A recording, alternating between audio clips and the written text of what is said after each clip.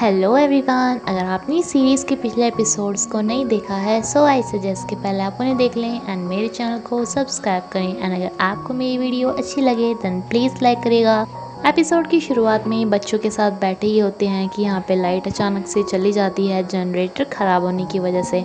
लेकिन लई बताता है कि मुझे जनरेटर ठीक करना आता है। इसे समझ में नहीं आता कि इतना अमीर बंदे को जनरेटर ठीक करना कहाँ से आ गया। तो ये इसे बताता है कि जब हम कैंपिंग के लिए जाते थे तो ऐसी चीज़ों का कॉन्ट्रैक्ट मेरे फ्रेंड एंड मुझे ही मिलता था। लेई को देखकर ही लग रहा था जैसे ये शाओसू को लाइक करने लगा है। दूसरी तरफ इसका असिस्टेंट अपनी गर्लफ्रेंड को आज रिंग दे के प्रपोज करने ही वाला था, लेकिन ये इसे कहती है कि क्या तुम्हारे पास से मुझे पैसे मिलेंगे, मुझे एक इन्वेस्टमेंट करनी है। एंड जब ये पैसे देने से मना कर देता है क्योंकि इसके पास बहुत कम पैसे रह गए थे, तो ये इससे गुस्सा होकर चली जाती है। ये इस रिंग को लेकर काफ़ी ज़्यादा सैड था बिकॉज एक बार ये रिंग इसकी गर्लफ्रेंड को बहुत ज़्यादा पसंद आई थी, लेकिन पैसों की कमी की वजह से इसने ये नहीं ली थी। लेकिन अपने बॉयफ्रेंड को कहा था कि अगर तुमने सरप्राइजिंगली मुझे कभी ये रिंग दे दी ना तो शायद मैं तुम्हें शादी के लिए भी हाँ बोल दूँ।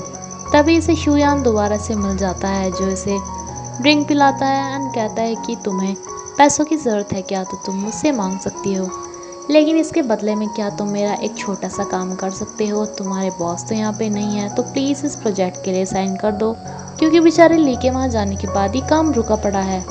दूसरी तरफ ली शाओसू को बताता है कि पता है उस दिन मुझे अपनी मॉम का सपना आया था, वो मुझे ऐसे ही छोड़ के चली गई थी, मेरे बारे में सोचा तक नहीं। मैं बस ये सोचता हूँ कि अगर कभी मैं उनसे मिला तो मैं उनसे गुस्सा हूँ या फिर खुशी के मारे उन्हें गले लगा लूँ। एंड ये बात मैंने आज तक किसी को भी नहीं बताई। शाओसी भी इसे थैंक्स बोलती है कि ली ने इसे इस बात को बताने के काबिल समझा। कई दिनों से ली अपने घर पे नहीं था एंड ना ही ऑफिस आ रहा था, जिसपे इसे काफ़ी ज़्यादा चिंता होती है कि पता नहीं वो कहाँ पे गया। शाओसी जब वापस आती है तो उसकी फ्रेंड इससे पूछती है कि तुम कहाँ पे गई थी, एंड मैंने सुना कि तुम्हारे बॉस भी कुछ दिनों से गायब है, कहीं तुम दोनों एक साथ तो नहीं गए थे। एंड ये बताती हैं कि हाँ हम एक साथ गए थे एंड मुझे पता चला कि वो इतने ज़्यादा रूड भी नहीं है जितने यहाँ पे बन के दिखाते हैं। शुयान इन्हें एक ट्रिक बताता है जिससे इनकी कंपनी का तो काफ़ी अच्छा फ़ायदा होने वाला था, लेकिन लेई का इससे नुकसान। लेकिन मिस्टर शांग इससे बोल देते हैं कि अगर वो मेरी बेटी का हस्बैंड बनेगा तो मुझे उसके साथ ऐसा नहीं करना चाहिए वरना हमें ही नुकसान होगा। एंड ये बात इसे अच्छी नहीं लगती।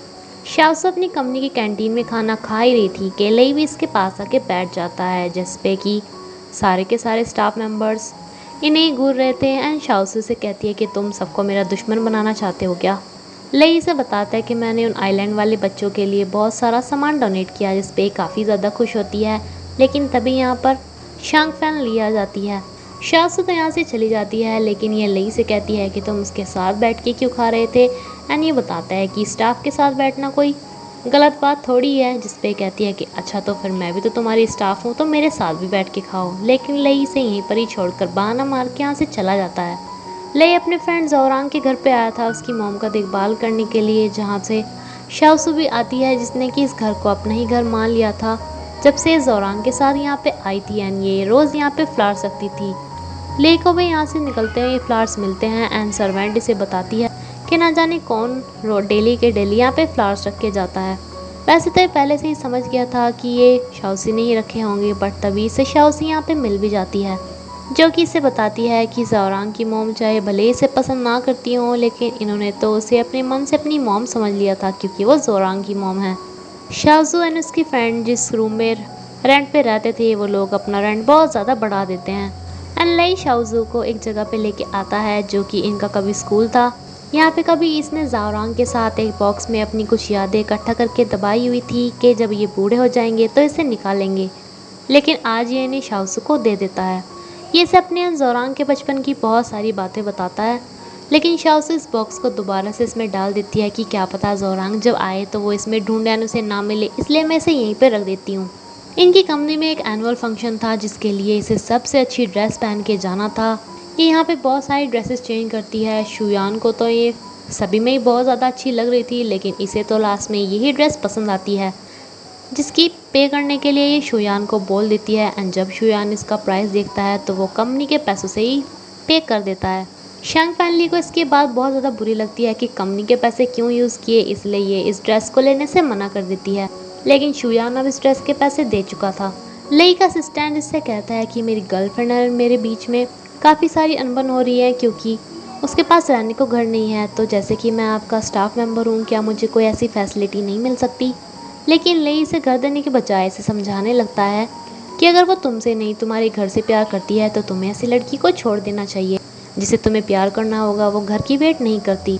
इसे ये बात समझ में नहीं आती। ऊपर से शुयान इसे आके भड़काने लगता है कि तुम्हारे बॉस तुम्हारे लिए इतना भी नहीं कर सकते। इतना तो उन्हें कर ही देना चाहिए था जब तुम इतने साल से उनके नीचे काम करते हो। एंड घर तो तुम्हें मैं दे सकता हूँ, मेरे पास एक फ्री में रखा है।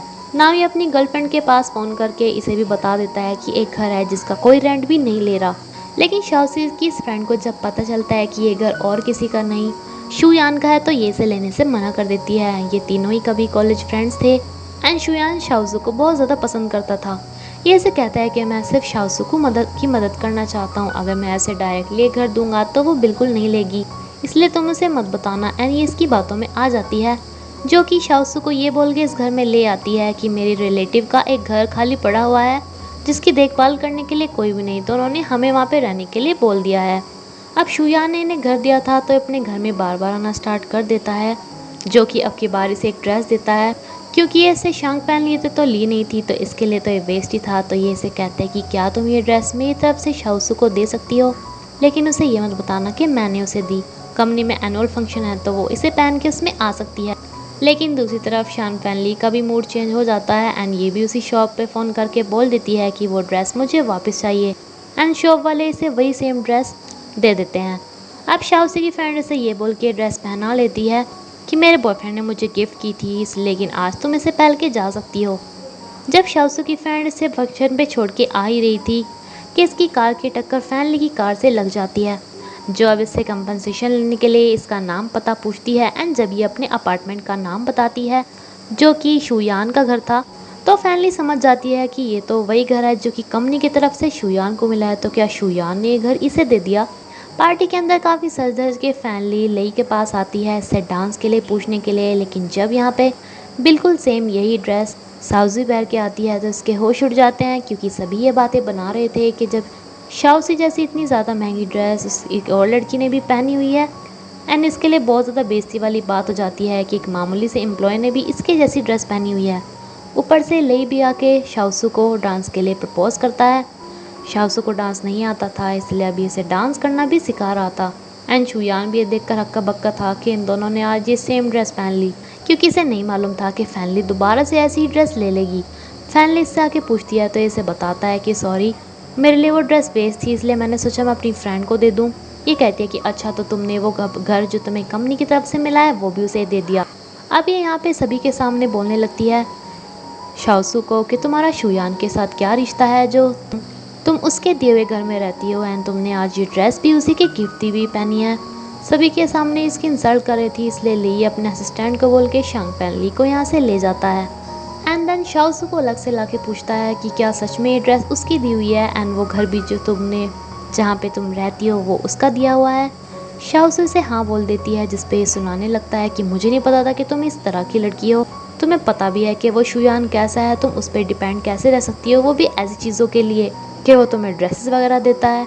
इस पे शाओसू से एक चांटा मार के कहती है कि तुम्हें कोई हक नहीं है मेरे से ये सवाल करने का एंड ना ही मेरी इंसल्ट करने का। ये से बताती है कि मुझे इस बारे में कुछ भी मालूम नहीं था कि वो घर मेरे शुयान का है एंड ये ड्रेस भी। ले से कहता है कि अच्छा, मैं ये कैसे मान लूँ कि तुम्हें नहीं मालूम था जब तुमने ये पहनी हुई है जिस पे ये इसे छोड़ के जा रही थी। बट ये इसे अपना ब्लेज़र पहना देता है एंड कहता है कि मुझे कुछ एक्सप्लेनेशन तो दो। ये कहती है कि क्यों, मेरा तुम्हारे साथ कोई रिलेशन नहीं है जो मैं तुम्हें एक्सप्लेनेशन दूँ। एंड जब तुम मेरे ऊपर इतना भी ट्रस्ट नहीं है तो क्यों तुम मेरे साथ उस आइलैंड पे घूमने के लिए गए थे, क्यों तुमने मुझे वो घर वापस किया था, एंड क्यों तुम मेरी इतनी हेल्प कर रही हो। ऐसे तो तुम्हें कभी अपना प्यार भी नहीं मिलेगा, क्योंकि तुम्हें तो शायद किसी के ऊपर ट्रस्ट भी नहीं है। एंड ये इसका इसे ब्लेज़र वापस करके यहाँ से चली जाती है। अपनी घर पे जाके इसकी फ्रेंड को भी पता चल गया था कि पार्टी में इसकी कितनी इंसल्ट हुई लिए, लेकिन साउजी से कुछ नहीं बोलती, सिर्फ इतना कहती है कि हम इस अपार्टमेंट में नहीं रहेंगे। एंड ये अपने पुराने वाले अपार्टमेंट में ही रहने के लिए चले जाते हैं, चाहे यहाँ का किराया कितना भी हाई था। कंपनी में आने पर सभी शाओसू को इस बारे में अनाप शनाप बोल रहे थे कि वह अच्छी पोजीशन पाने के लिए, अच्छी ड्रेसेस लेने के लिए अब तो जॉब करने की भी ज़रूरत नहीं है, बस एक हैंडसम से अमीर लड़के को पटा लो। दूसरी तरफ लेई शुयान से पूछता है कि तुमने उसे वो ड्रेस वगैरह क्यों दी थी, एंड मुझे वो बोल रही है कि उसे इस बारे में कुछ पता भी नहीं। शुयान भी इसे बता देता है कि मैंने उसे अपने फ्रेंड के नाते वो ड्रेस दी थी एंड उसे इस बारे में सच में कुछ भी नहीं मालूम। तभी से इसका असिस्टेंट आके बताता है कि कुछ लोग शाओजू के बारे में कंपनी में गलत गलत बातें बोल रहे हैं, जिस पे लेई उन सभी लोगों को जैसी बातें बोल रहे थे अभी के अभी नौकरी से निकाल देता है। एंड देन शांगपेन ली को मिलने के लिए बुलाता है, जो कि काफ़ी खुश होकर आती है कि लेई ने आज इसे पहली बार डिनर पे बुलाया है, लेकिन यहाँ बुला के ये इसे कहता है कि तुम्हें उसके साथ ये सब नहीं करना चाहिए था एंड मैं तुम्हें बिल्कुल भी लाइक नहीं करता, मैं तुम्हें सिर्फ अपनी फ्रेंड मानता हूँ बचपन से। इस बात पे इसे बहुत ज़्यादा बुरा लगता है एंड नेक्स्ट डे ये साउजू को बुलाती है मिलने के लिए, इसके साथ काफ़ी अच्छा बिहेव करती है एंड देन इसे बताती है कि लिए मेरा बचपन का प्यार था, लेकिन मुझे तुम्हारे साथ उसे डांस देखता करता हुआ देख बिल्कुल भी अच्छा नहीं लगा, इसलिए मैंने तुम्हारे साथ ऐसा किया, सॉरी। बट शाओजू इसे बता देती है कि मेरे उसके बीच ऐसा कुछ भी नहीं है जिस पे कि आपको बुरा लगे, मेरे मन में अब भी जावरांगी है, मैं उससे ही प्यार करती हूँ। नाउ ये आइलैंड वाली ये अपनी फ़ोटो देखती है एंड जाके रिज़ाइन दे देती है, लेकिन इसके बॉस को ये काफ़ी अच्छी लगती थी, जो कि इसे कहते हैं कि अभी मैं तुम्हारा रिज़ाइन एक्सेप्ट नहीं करूँगा, तुम्हें मैं थोड़ा सोचने का टाइम देता हूँ। एंड शाओजू इसी आइलैंड पे ही निकल लेती है। मिस्टर शांग शुयान को बोलते हैं कि मेरी बेटी को पता नहीं क्या हुआ, आजकल हमेशा ड्रिंक ही करती रहती है, उसे जाके थोड़ा समझाओ, वो तुमसे ही शायद बात करे। दूसरी तरफ लेई को भी पता चल गया था कि वो रिज़ाइन देकर चली गई है, जिसे समझ में नहीं आ रहा था कि उसने अचानक से ऐसा क्यों किया एंड वो इसे गुड बाय भी बोलकर नहीं गई। एंड दूसरी तरफ ये बहुत ज़्यादा ड्रिंक कर रही होती है, जिसे कि शुयान रोकने की कोशिश करता है, जिस पे ये इसे बोलती है कि क्या तुम मुझे लाइक करते हो। एंड इसी के साथ ही एपिसोड ये पे ख़त्म होता है फ्रेंड्स। अगर आपको मेरी वीडियो अच्छी लगी हो तो प्लीज़ लाइक करिएगा। Thank you.